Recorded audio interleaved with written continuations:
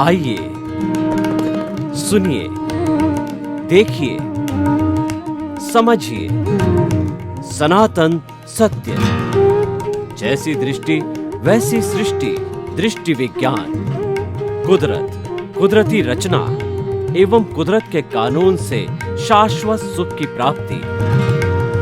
जोधपुर के परम पूज्य महात्मा उपासक प्रोफेसर डॉक्टर सोहन राज तातेड़ के निर्देशन में सनातन सत्य। जैसी दृष्टि वैसी सृष्टि, दृष्टि विज्ञान।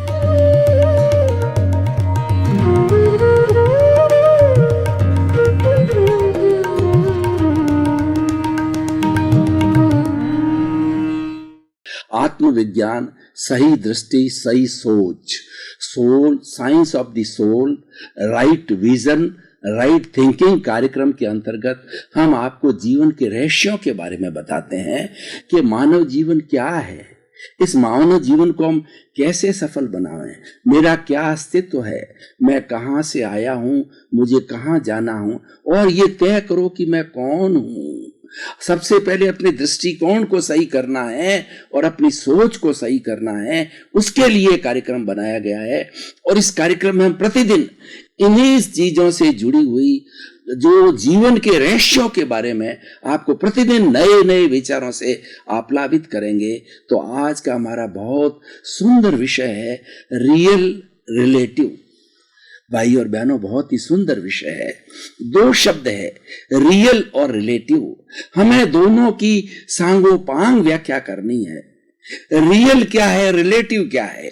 पहले मैं रिलेटिव को लूंगा। रिलेटिव का अर्थ होता है सापेक्ष।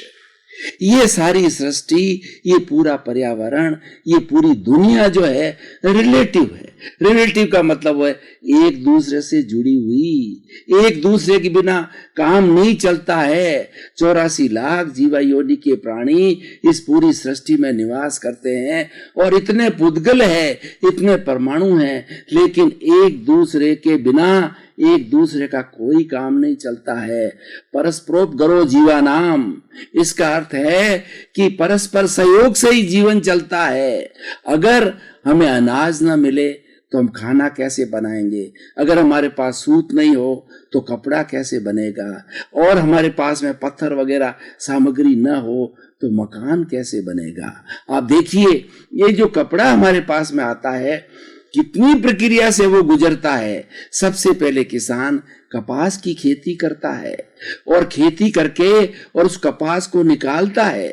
उस कपास को निकाल करके वह बेचता है और खरीदने वाला उसकी धुनाई करता है। धुनाई करके और उसको स्पिनिंग करके उसका धागा बनाता है। वो धागा जो है फैक्ट्री वाले को बेचता है और फैक्ट्री वाला उस धागे से रीड और पीक बना करके, डिजाइन बना के, कलर करके और हमारे लिए अलग अलग सुंदर सुंदर वस्त्र तैयार किए जाते हैं। ये सारा रिलेटिव है। अगर आपकी पत्नी आपके लिए भोजन नहीं बनावे तो आप क्या खाएंगे। अगर एक टीचर है, उसके सामने स्टूडेंट नहीं हो तो वो किसको पढ़ाएगा। आज हमारा स्टूडियो है, सामने आप लोग दर्शक गण, श्रोतागण नहीं होंगे तो हम किसको ये बातें बताएंगे। ये सारा सापेक्ष जीवन है, ये हमें समझना चाहिए। और जब सापेक्षता आती है तो हरेक का कर्तव्य बनता है कि हरेक व्यक्ति हरेक को सहयोग दे। और सापेक्षता में दो चीजें हैं। पूरी सृष्टि है जड़ और चेतन, दो तत्वों से मिली है। चेतन वह होता है जो सुख दुख की अनुभूति करता है और जड़ वह होता है जिसमें सुख दुख की अनुभूति नहीं होती है। वो साधन बना सकता है, जैसे कि भोजन हमारा साधन है, वो जड़ है, और लेकिन इसको खाने वाला है ये शरीर है। शरीर भी जड़ है, लेकिन इसके भीतर जो प्रभु विराजमान है वो चेतन है। हर प्राणी के अंदर चेतन तत्व होता है और उस चेतन तत्व के कारण ही यह शरीर मिलता है। और पूर्व कर्मों के जो भुगतान के लिए हर प्राणी को जो ये शरीर मिलता है, तो शरीर रिलेटिव है और रियल है, उसके भीतर विराजमान शुद्ध आत्मा भगवान रियल है। अब मैं उस आत्मा की बात करता हूं जो कि रियल है। आत्मा अनादि अनंत काल से जो है ये 84 लाख जीवा योनि के अंदर घूम रही है और अपने कर्मों के अनुसार जो है वो सुख दुख की अनुभूति कर रही है। जब उसको ज्ञान हो जाएगा, अपने अस्तित्व का ज्ञान हो जाएगा कि मैं कौन हूं, मैं कहां से आया हूं, मुझे कहां जाना है, इन तत्वों की जब खोज करेगा, गहराई में जाएगा, तो उसको आत्म अनुभव होगा, आत्मनिरीक्षण होगा, आत्म परीक्षण होगा और सेल्फ रियलाइजेशन होगा, इंट्रोस्पेक्शन होगा। जब सेल्फ रियलाइजेशन हो जाएगा तो हमारा जड़ तत्व जो आत्मा के साथ में जो सापेक्ष है, जो मिला हुआ है, जिसको हम कार्बन शरीर कहते हैं, जिसको हम लिंग शरीर कहते हैं, जिसको हम कॉजल बॉडी कहते हैं, ये दोनों का अस्तित्व अलग अलग है और दोनों सच्चाई है, दोनों इटर्नल है। जो हमारा सापेक्ष तत्व है वह भी इटर्नल है और हमारा निरपेक्ष तत्व जो आत्मा है वह भी इटर्नल है और दोनों के गुण अलग अलग है। तो रियल के अंदर हमारी आत्मा है और रिलेटिव के अंदर हमारा शरीर है, जड़ पदार्थ है। इन दोनों के कॉम्बिनेशन को समझना है। देखिए, हमारा जो जड़ पदार्थ है, जो कार्बन शरीर है, वह आत्मा से कहता है कि मुझे तो तुम्हारी कोई गरज नहीं है, तुम तान तान करके मेरे को इस पूरे कॉस्मोस से लाते हो और उसके अनुरूप जो है सुख दुख की अनुभूति करते हो और उसके अनुसार ही जो है कर्मों को भोगते हो, मुझे तुम्हारी कोई जरूरत नहीं है। ये सापेक्ष बोलता है। और निरपेक्ष जो है वह तो मोक्ष की अवस्था है। शुद्ध आत्मा जब सभी कर्मों से मुक्त हो जाती है, सभी सापेक्षताओं से मुक्त हो जाती है, तो निरपेक्ष रूप में उसको एब्सोल्यूट नॉलेज मिलता है, जिसको कि केवल ज्ञान कहलाता है। वो केवल ज्ञान क्या है? वो ज्ञान ये है कि हमारी जो शुद्ध आत्मा है वो अनंत ज्ञान वाला है, अनंत शक्ति वाला है और अनंत सुख का धाम है। जब उसको अपने नेचर का पता चलता है, जब उसको अपने स्वरूप का ज्ञान होता है, जब उसको सेल्फ रियलाइजेशन होता है, तो रियलाइजेशन के बाद में मुक्ति की अवस्था होती है और मुक्ति में जाकर के निरपेक्ष हो जाता है, जो अमूर्त हो जाता है, रियल तत्व आत्मा है। क्योंकि उसके शरीर जो है, मोक्ष में कोई शरीर नहीं होता है, शरीर रहने की जो अवस्था होती है वो सापेक्ष अवस्था होती है। हम अब उस आत्मा की 3 अवस्थाओं के बारे में बात करते हैं। पहले होता है जीव अवस्था। हर प्राणी जो कि जीवन जी रहा है, जिसके अंदर चेतना है, वह जीव अवस्था में रहता है। जीव अवस्था के अंदर उसके क्रोध होता है, अहंकार होता है, माया होती है, लोभ होती है और 10 संज्ञाएं होती है। 10 कौन सी है? आहार, भय, मैथुन, परिग्रह, क्रोध, मान, माया, लोभ, ओग और लोक संज्ञा। हर जीवित प्राणी में 10 संज्ञा होती है, चाहे एकेंद्रिय हो, द्विंद्रिय हो, तीन्द्रिय हो, चतुरेंद्रिय हो, पंचेंद्रिय हो, हरेक के अंदर रियल आत्मा है और रियल आत्मा के अंदर हरेक के अंदर ये 10 संज्ञाएं होती है और हरेक के अंदर क्रोध, अहंकार, माया, लोभ होता है। ये बात अलग है। जो एकेंद्रिय जीव होता है उसका जो शरीर होता है उसके केवल स्पर्श इंद्रिय होती है, उसकी इंद्रियां विकसित नहीं होती है, इसीलिए अपने ज्ञान का वो ज्यादा विस्फोट नहीं कर सकते, वो ज्ञान की ज्यादा प्राप्ति नहीं कर सकते, वो विकसित अवस्था में नहीं होते। और मनुष्य होता है जिसके बाद में 5 इंद्रियां, स्पर्शन, रसन, घ्राण, चक्षु, श्रोत्राणी इंद्रियां, 5 इंद्रियां रहती है। विकसित मन होता है, विकसित बुद्धि होती है, विकसित चित्त होता है और विकसित आत्मा होती है। इसी कारण से मनुष्य को इस सृष्टि का सर्वश्रेष्ठ प्राणी होता कहा जाता है। वह सर्व गुणों से संपन्न होता है और वो सारी स्थिति को बहुत अच्छी तरह से संभल सकता है। तो रियल अवस्था जो मनुष्य भी जो है जीव अवस्था में हो सकता है, पशु भी जीव अवस्था में हो सकता है। प्रारंभिक अवस्था होती है वो जीव अवस्था कहलाती है। उसके अंदर 10 संज्ञाएं होती है और क्रोध, अहंकार, माया, लोभ होता है। वो व्यक्ति मैं मेरा के दायरे के बाहर नहीं जाता है, उसको आत्मज्ञान नहीं होता है, उसको अपने स्वरूप का भान नहीं होता है, मैं कौन हूं उसका रियलाइजेशन नहीं होता है। इसीलिए वो 84 लाख जीवा योनि के अंदर इस राग, द्वेष, इस कषाय, क्रोध, मान, माया, लोभ जो ये चंडाल चौकड़ी है, इसको लिए हुए पूरे जीवन भर भव भवांतर जो है 84 लाख जीवा योनि में भुगतता रहता है।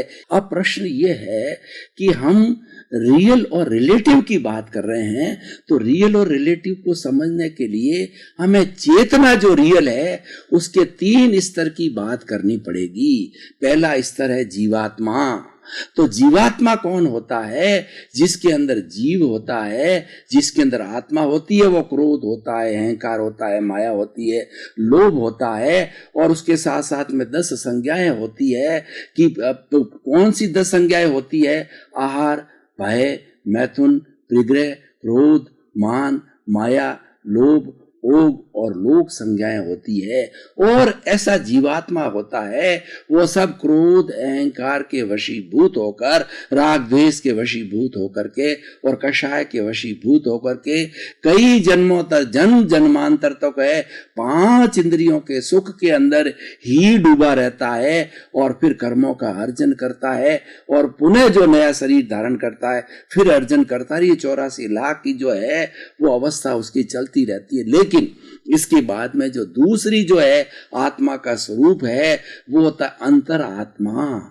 अंतरात्मा वह होती है जब उसको थोड़ा ज्ञान होता है कि मैं कौन हूं, मैं कहां से आया हूं और मुझे कहां जाना है। जब उसको ये भीतर से अनुभूति प्रारंभ हो जाती है, भीतर से जिज्ञासा जागृत होती है, भीतर से जागृति होती है, भीतर से ज्ञान आता है, तो अंतरात्मा बनता है। और अंतरात्मा बनने के बाद में वो सापेक्ष भी रहता है और साथ साथ के अंदर वह जो है वो ज्ञान में भी रहता है। उसकी दोनों स्थिति प्रारंभ हो जाती है और ये शुद्धि की अवस्था प्रारंभ हो जाती है, लक्ष्य की और वो प्रयाण करने लग जाता है। और तीसरी अवस्था होती है, वह अवस्था होती है परमात्मा की अवस्था होती है।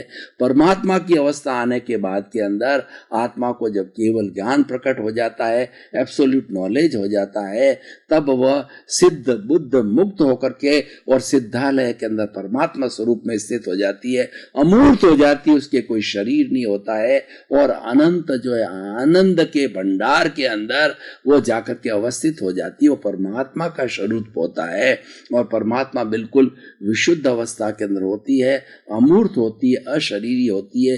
ये 3 हमारी आत्मा की अवस्थाएं हैं। ये तीनों जो है रियल चीज की मैंने बात कही, और रिलेटिव होता हमारा सापेक्ष होता है। रियल के बिना रिलेटिव का काम नहीं चलता और रिलेटिव के बिना रियल का काम नहीं करता है।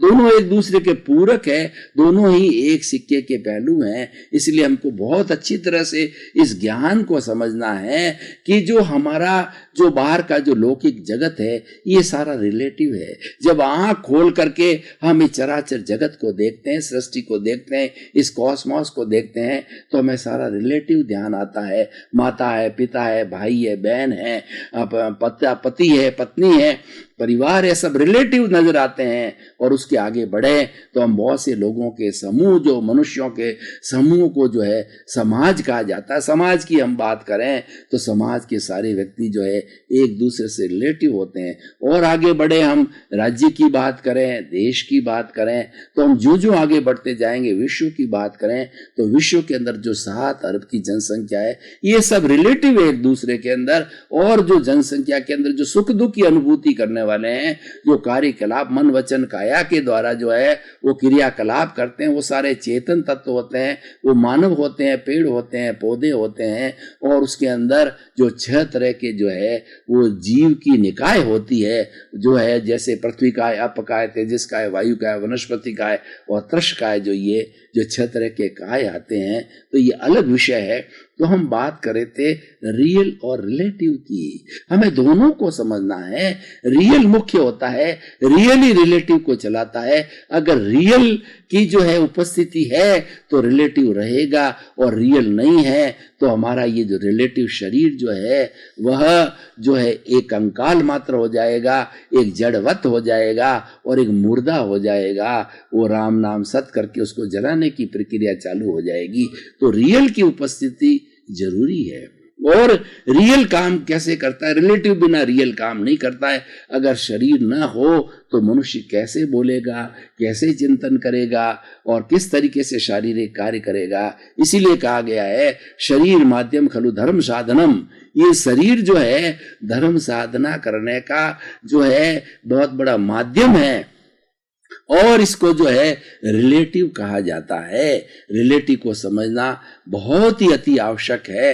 रिलेटिव का संसार बहुत बड़ा है और रियल का संसार पावरफुल संसार है, लेकिन वो संसार जो है भीतरी जगत है।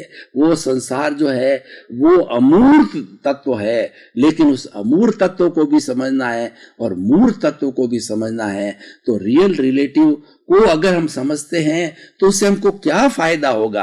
अब मैं आज की इस एपिसोड को जो है कसौटी पर कसना चाहूंगा कि हम इतनी बात कर रहे हैं, क्या रिलेवेंट है कि नहीं, ये वर्तमान परिप्रेक्ष्य के अंदर ये कुछ काम की है कि नहीं है, ये उपयोगी है कि नहीं है, ये यूजफुल है कि नहीं, ये यूजलेस तो नहीं है। तो भाई और बहनों, मैं कहना चाहूंगा कि रियल रिलेटिव का ज्ञान सच्चा ज्ञान है, और इस ज्ञान की जब प्राप्ति हो जाती है तो व्यक्ति जो है सही दृष्टि और सही सोच के अंदर चला जाता है, पॉजिटिव थिंकिंग के अंदर चला जाता है। उसका दृष्टिकोण जो है बहुत ही व्यापक हो जाता है। वो एक सुख का जीवन जो है जीने लग जाता है। वो भीतर आनंद की अनुभूति करता है और व्यवहार जगत में बड़ा एडजस्टमेंट के साथ में चलता है, अनुशासन के रूप में चलता है। और वो मानता है कि जैसी आत्मा मेरे में है ऐसी आत्मा 84 लाख जीव योनि के अंदर वही आत्मा है, राम में वही है, कृष्ण में वही है, मेरे में वही है, 84 लाख जीव योनि के अंदर वही है। उसमें कोई भेद नहीं है, भेद रिलेटिव का है, रियल के अंदर कोई भेद नहीं है। देखिए कॉस्मोस की कितनी बड़ी व्यवस्था है सृष्टि की, कि सृष्टि का जो निरपेक्ष तत्व जो हमारा आत्म तत्व है, जो रियल तत्व, उसके अंदर कोई भेद नहीं है।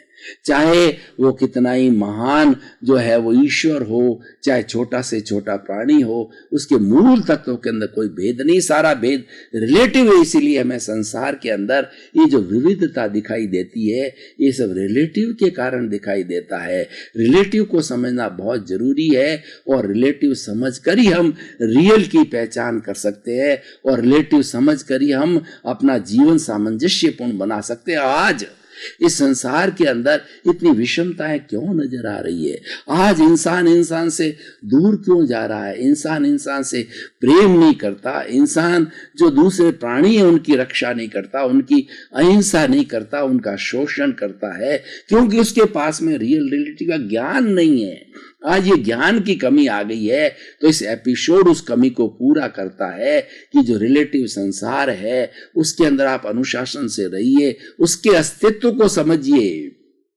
सर्वभूतेषु संयम अहिंसा, प्राणी मात्र के प्रति जो है उसकी रक्षा करना, उसके प्रति अच्छा चिंतन करना, उसको कोई कष्ट न देना, ये जो है वो सबसे बड़ी अहिंसा है। अहिंसा तत्व को समझना पड़ेगा।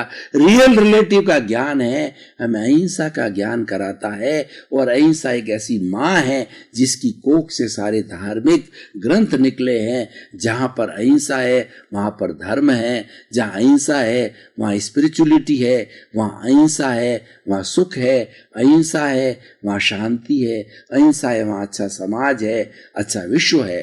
तो रियल और रिलेटिव का ज्ञान होने के कारण व्यक्ति आज घूसखोरी करता है, करप्शन करता है, रेप करता है, आतंकवाद करता है, हिंसा फैलाता है, घरेलू हिंसा फैलाता है, समाज में हिंसा फैलाता है, राष्ट्रीय संपत्ति को जलाता है, और किसी को गाली देता है, किसी का तिरस्कार करता है।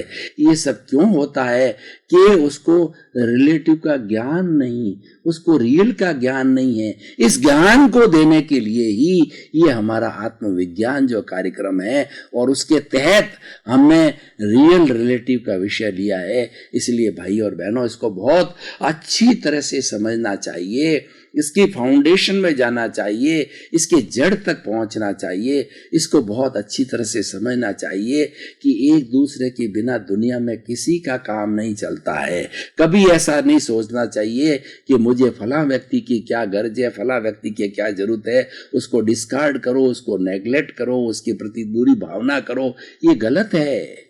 उसके बिना, किसी के बिना किसी का काम नहीं चलता है। चाहे दुनिया के अंदर ये वाइल्ड एनिमल है, चाहे पेड़ पेड़ है, पौधे हैं, अगर इनके बिना हमारा काम नहीं चलता है, आपको पता है भाई और बहनों कि आप जो ऑक्सीजन प्राण वायु जो लेते हो, ये प्राण वायु जो है हमारे को पेड़ पौधों से मिलती है।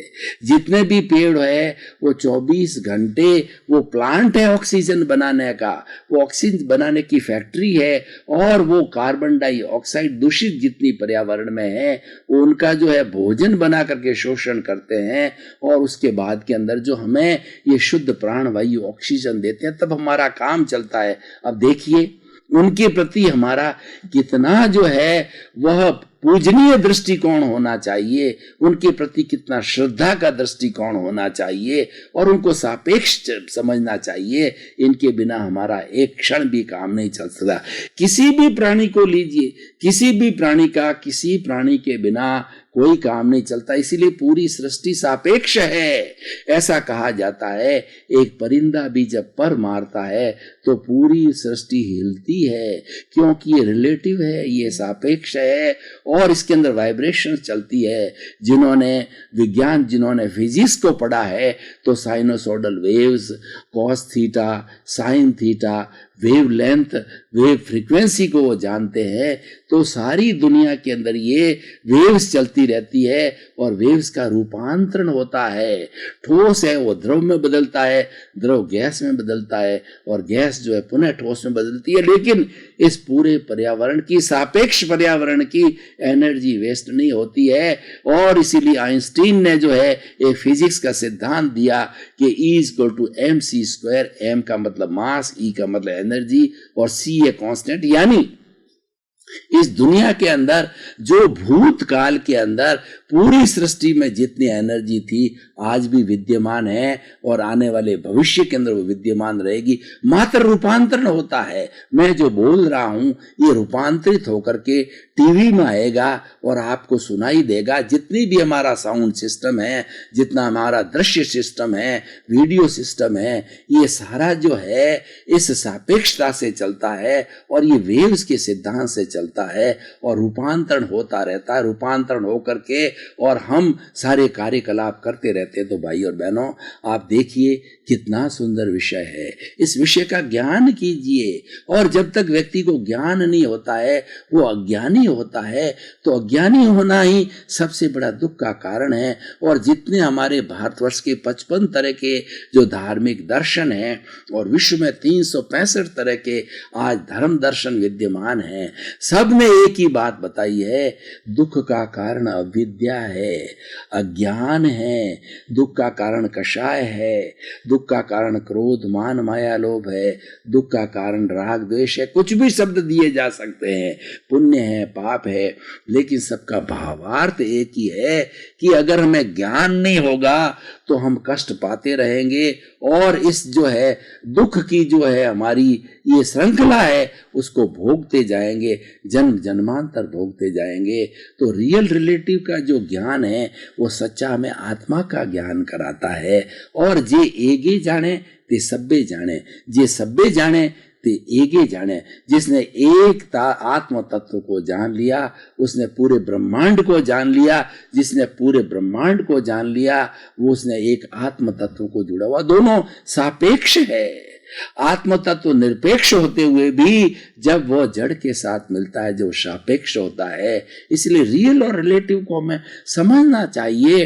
रियल हमारी आत्मा है, और उसके बाद में सारा जितना कार्यकलाप है वो सारा रिलेटिव है। शरीर रिलेटिव है, हमारे रिश्ते रिलेटिव है, धन दौलत हमारा रिलेटिव है, हमारा घर परिवार रिलेटिव है, हमारा कार बंगला है, ये सब रिलेटिव। और रिलेटिव चीजें हमें सुख देती है, हमें साधन जुटाती है, और ये जीवन को यापन करने के लिए रिलेटिव का बहुत बड़ा महत्व है। रिलेटिव का महत्व कम नहीं है, लेकिन दोनों को समझना चाहिए। अगर हमने एक को समझा तो वो आधा है, अधूरा है। आधा अधूरा ज्ञान जो है वह बड़ा कष्टदायक होता है। पूरा ज्ञान करना चाहिए। पूरा ज्ञान जो है रियल रिलेटिव के माध्यम से होता है। ये ऐसा एक विषय है जिसके ऊपर घंटों घंटों पर समझाया जा सकता है। लेकिन निष्कर्ष की भाषा में बात करना चाहूंगा कि हमारा मूल तत्व है वो आत्म तत्व है। आत्मा की हाजिरी से ही सब कुछ काम होता है। आत्मा की हाजिरी से मनुष्य ही नहीं, प्राणी मात्र भी हलन चलन करता है, सुख दुख की अनुभूति करता है। और जब आत्म तत्व उसमें से अलग निकल जाता है तो पेड़ गिर जाता है, सूख जाता है, उसको जला दिया जाता है। आदमी का शरीर जो है आत्मा के निकलने के बाद में जला दिया जाता है। हर प्राणी का शरीर आत्म तत्व के निकलते ही वो जड़ बन जाता है, और जड़ बन करके और उसका उपयोग जड़ के रूप में कर लिया जाता है। जड़ के अंदर कोई जो है चिंतन मनन नहीं होता है, उसके अंदर कोई संवेदन नहीं होता है। तो मैं आपको बताना चाहूंगा कि हमें जो है वो इस सारे कॉन्सेप्ट को समझना बहुत जरूरी है। हमारा आत्मविज्ञान गूढ़ रहस्यों को बताता है और ये लगातार बताता रहेगा कि हमारे जीवन से जुड़े हुए क्या गूढ़ रहस्य है। आज असंख्य तरह के ज्ञान हैं, इंटरनेट को खोलिए तो आप असंख्य तरह की विद्याएं आपको मिलेगी, लेकिन सबसे बड़ी विद्या है हमारी आत्मज्ञान है, हमारा आत्मविज्ञान है कि उन जो विद्याएं हम तैयार करते हैं उनको कौन पढ़ाता है, उनको पढ़ाने वाली ये आत्मा होती है। इसलिए आत्म तत्व को जानना बहुत जरूरी है। हमारा आत्मविज्ञान कार्यक्रम the science of the soul और जो है हमारा सही दृष्टि सही सोच, हमारी जो है वो हमारी राइट विजन राइट थिंकिंग एक ऐसा कार्यक्रम है जो आपको ज्ञान देगा, आपको अज्ञान से हटा करके ज्ञान का दीपक जलाएगा और ये दीपक आपके जीवन भर जलता रहेगा। आपकी ज्ञान की जब हाजिरी रहेगी तो आप एक सुंदर इंसान बन सकोगे। ऐसे इंसान बनोगे कि आप जो है सृष्टि के दूसरे भाइयों का उपकार करने लग जाओगे, किसी के साथ शोषण नहीं करोगे, सबको आत्मवत समझोगे। इसीलिए आप जो है हमारा आत्मविज्ञान कार्यक्रम देखते रहिए और हम आपके प्रति शुभ कामना करते हैं कि आत्मविज्ञान कार्यक्रम देख करके आपका व्यक्तिगत जीवन, आपका पारिवारिक जीवन, आपका सामाजिक जीवन अच्छा बने, सुंदर बने, आपके प्रति मंगल भाव।